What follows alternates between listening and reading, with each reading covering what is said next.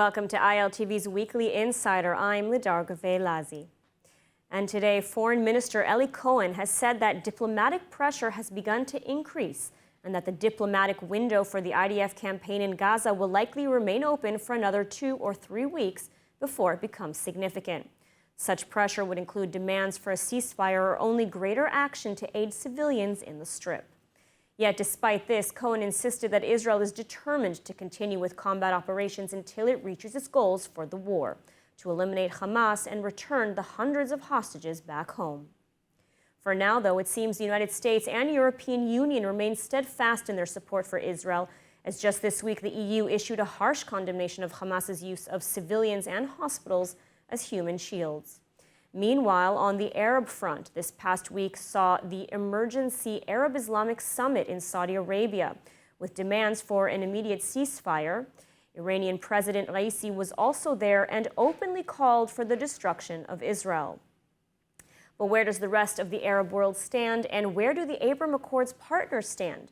And what about the prospects of normalization with Saudi Arabia? Is this still on the table? And so joining me now to answer all these questions and more are Fleur Hassan Nahum, Israel's first special envoy for innovation, outgoing Jerusalem deputy mayor, co-founder of the Israel-UAE Business Council, and co-founder of the Gulf Israel Women's Forum, and Dr. Mordechai Kedar, researcher at the Begin Sadat Center for Strategic Studies and at Bar Ilan University, and an expert on the Middle East. Thank you both for joining us today. So Fleur, let's start with you. Do you agree with the foreign minister's assessment that the diplomatic window is starting to close?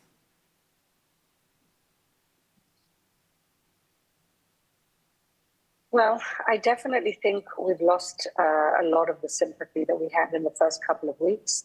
And it's something that we have to be very concerted about what messages we're putting out there, about what footage we're putting. And I think that we have to keep going back to the subject of the hostages. If there is pressure to do a ceasefire, we are only going to do a ceasefire in exchange for our hostages, and we have to keep that message going. We have to make sure that those 240 innocent civilians are the priority. And Dr. Kedar, same question to you. Do you agree with the foreign minister's assessment? Look, he sees things which I don't see. He apparently with connection with ministers of foreign affairs in many countries. So he has his estimates. The problem is that if you talk about this thing, you actually you legitimize this pressure, which in my humble view, it shouldn't be said, at least not publicly. Yet, when it comes to the Arab world, I think that officially, in spite of the fact that the Arab world convened a few days ago and decided against Israel, they do nothing. They don't send anything to, Palestinians, they may send something, but they do nothing against Israel. And there were decisions or all kinds of attempts to have much harsher decisions against Israel, which failed. Means that the Abraham Accords definitely made a change, and they tried to get their way out from this problem, and still keep face vis-a-vis their Arab friends and allies. But I don't see, as it is now, I don't see a danger on the Abraham Accords. Because I do want to discuss the Abraham Accords partners, because this is something that hasn't really been discussed in depth. Where do they stand? On the one hand, as you mentioned, we hear them issuing very harsh condemnations of Israel in the international arena. But on the other, none of them have withdrawn from the peace accords or given any indication that that is their direction. So, Fleur, what can you tell us, for example, specifically about the United Arab Emirates? They seem to be very steadfast in their intent to maintain peace with Israel. And more so, maybe, what can you tell us about the sentiment on the Arab street in the Emirates? Well, first of all, I totally agree with Professor Kedar. This one thing is the rhetoric and the other thing is the action. And I think that the United Arab Emirates know better than anyone what it is to have Muslim brothers problem in their country, so much so that they kicked them out 10 years ago. They understand exactly who Hamas is because they don't have them anymore. They kicked all of these Iranian jihadi proxies out of their country. So they understand that we need to dismantle them. They're being quiet about it, but they can't be openly supported in the Arab world because the Palestinian cause plays very well on the Muslim street. So they've got to be very, very careful. The same with Bahrain. And even though we still don't have peace and normalization with Saudi will say something, but ultimately, I don't think peace with them has derailed. It may have been delayed, but not derailed.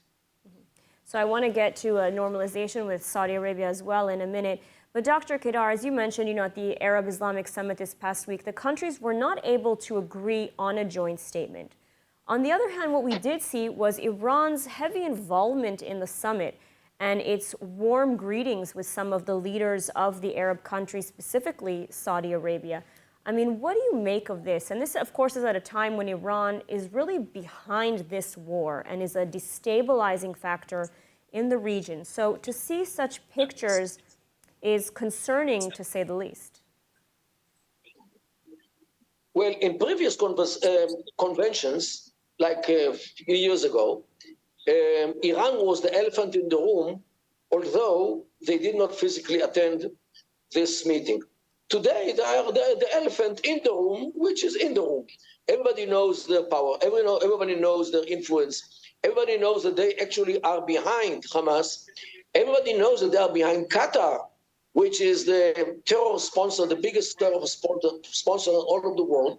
And they are all afraid of this couple, Qatar and Iran. And this is what makes them say what they say and decide what they decide, because they are very much afraid of Iran and Qatar together. And Fleur, do you agree? I mean, do you think this is out of fear? Because, Iran is supposed to be isolated diplomatically, and yet here we are seeing it flourishing in the international arena and forging sort of this diplomatic offensive with Arab countries, with Russia, with China. What's your take on this? I mean, they're so cynical. They cause all these problems to begin with, and then they have the chutzpah, the cheek, the audacity to condemn us for something they essentially created, this monster they created, and not just here. Of course, also Hezbollah in Lebanon, and in Afghanistan, and in Syria, and in Iraq, and in Yemen. They are the masterminds behind all of this terrorism in the region. They essentially have split the region into the countries that want fundamentalism and the countries that want peace and prosperity. And they have the audacity to stand there and blame Israel for everything when it's all their master plot. And so the world has to wake up and understand that this is all Iran, and everybody has to isolate Iran. We shouldn't be thinking about doing deals with them or paying them money for hostages. We should simply be isolating them and not doing any deals with them and choke them economically. That's what we should be doing. That's what we should be doing, but in effect, it doesn't seem that this is what's happening. We saw the leaders of Iran and Saudi Arabia in a very sort of warm embrace at the summit.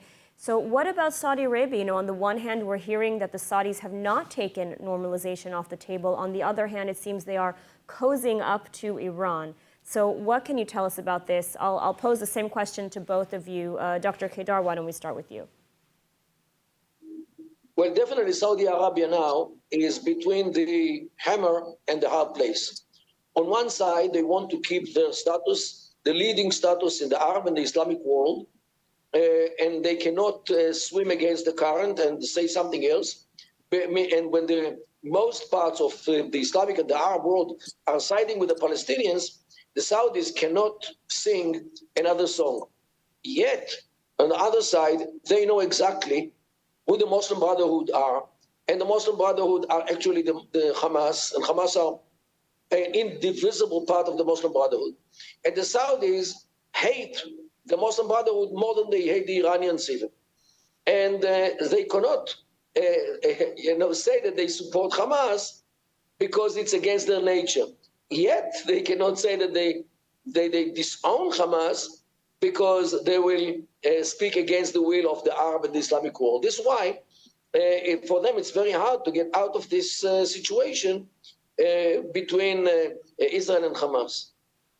Now, you've both spoken about sort of the sentiment in the Arab world, this anti-Israel sentiment, pro-Palestinian sentiment in the Arab world, and yet we're not necessarily seeing this come from the Arab leadership, from the countries themselves, other than, as you both have said, sort of its rhetoric. So what will it take to sort of, change this perception within the Arab world? Their leaders are already there, and yet the people on the street are not. I mean, this is years and years in the making, but Fleur, what do you make of this? Well, it's very interesting and sad that it's the free world that are having pro-Palestinian marches, and in the Arab countries they're not. And that tells you that the leadership is not interested in publicly letting their people march. That's the last thing. And so, where are the marches? And that was the whole story. They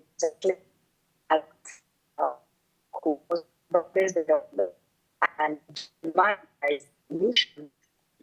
Fleur, I think we're losing you. The United States.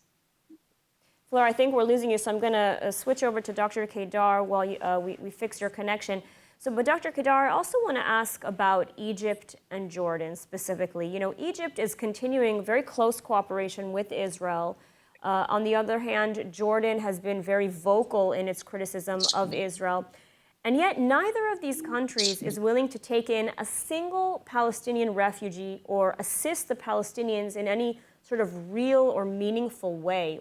Why is that? First of all, they are afraid of the Palestinians because Palestinians actually almost brought the destruction of the Jordanian kingdom in the 70s, in the late 60s, until the Black September of 1970. And everybody remembers what they did to Jordan.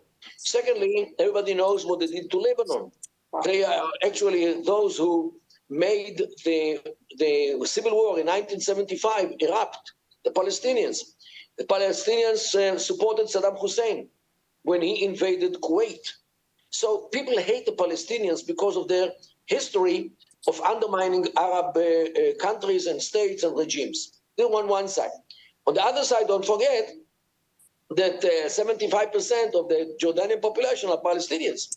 And they definitely side with the Palestinians in Gaza.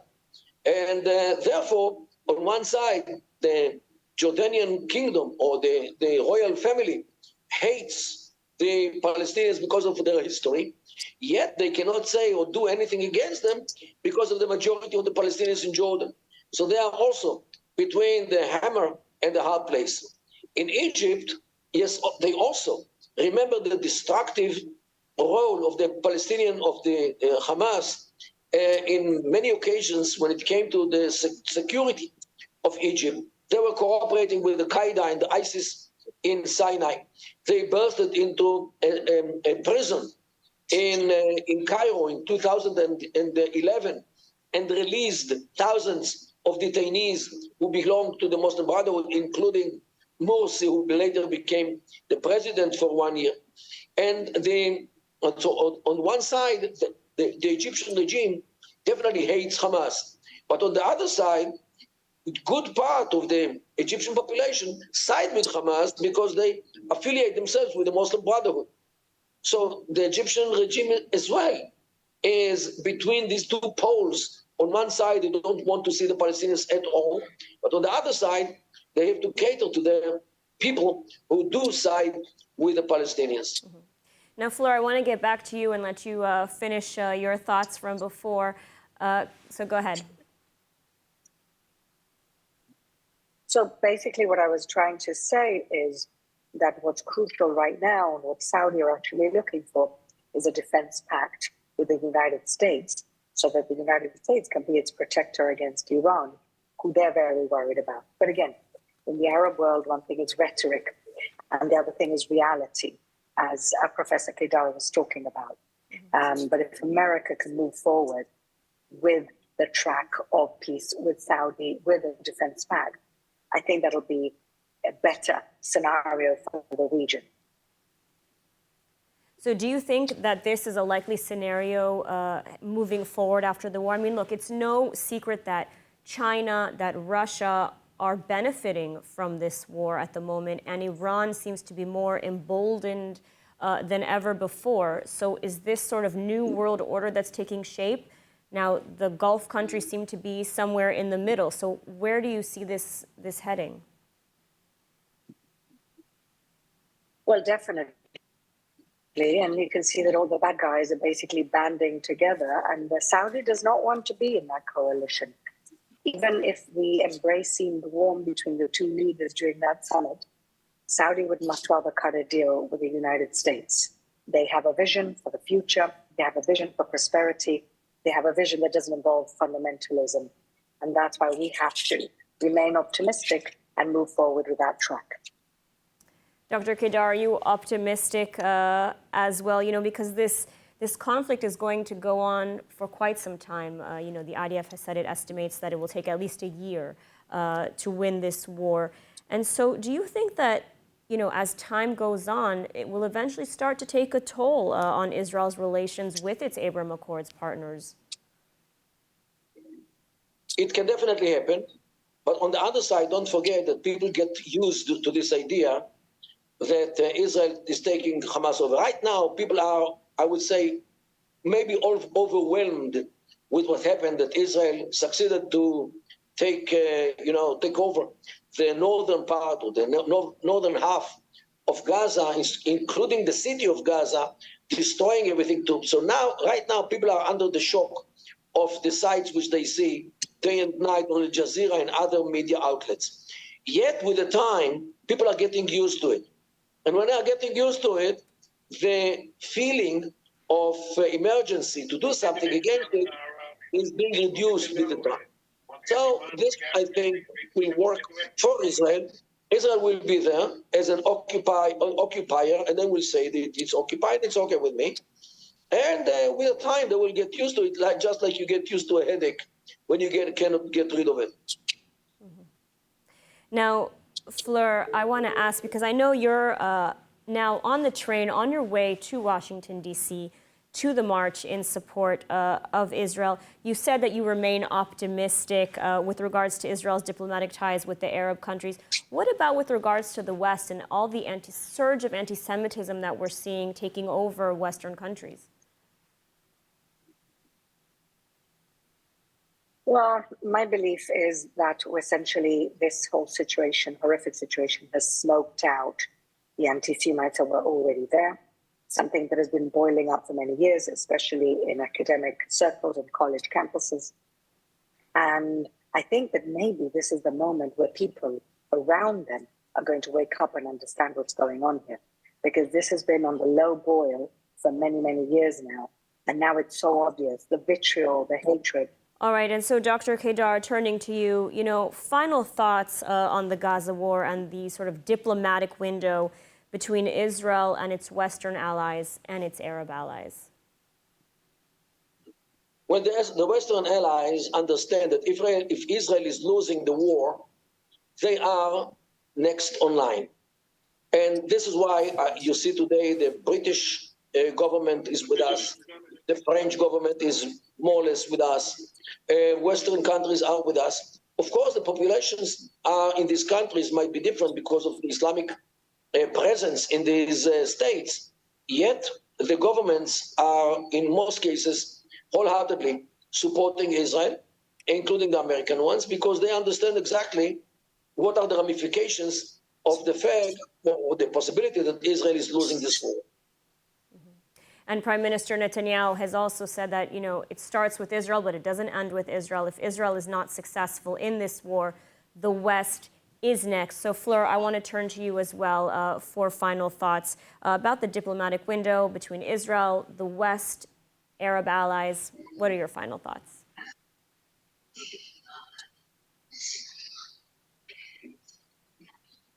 I definitely believe that the West, as Professor Kedar says, is concerned, as they should be.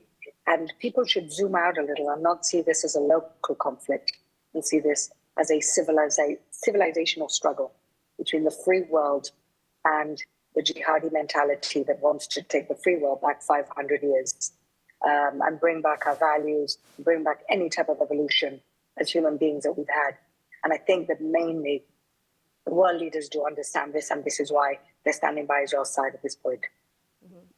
And you mentioned sort of this, we call it the clash of civilizations in a manner of speaking. I mean, Dr. Kedar, do you want to respond to that? Do you also feel that this is sort of a clash, a much wider clash than between Israel and sort of the jihadi forces? Of course. This is a struggle between definitely civilizations, a civilization which wants life and health and prosperity like us, while on the other side we see a civilization which tries to return the world into the 7th century, which was the best century for Islam. All right, well, that is all that we have time for today. So I want to thank Fleur Hassan Nahum and Dr. Mordechai Kedal. Fleur, we want to wish you luck and support as you go into Washington, D.C. and take part in this March for Israel, which is taking place today, and from what I understand is supposed to bring in tens of thousands, if not hundreds of thousands of people to show their solidarity for Israel at a time when we're seeing pro-Palestinian marches all over the world. So Fleur, we wish you luck and support in the march. And Dr. Kedar, thank you again for your insight. I'm Lidar Gravelazi, and this was ILTV's Insider. So for more of the latest updates from Israel, make sure to subscribe to our newsletter at iltv.tv. Thanks for watching. Let's win this war and bring the hostages home. Stay safe, and shalom from Israel.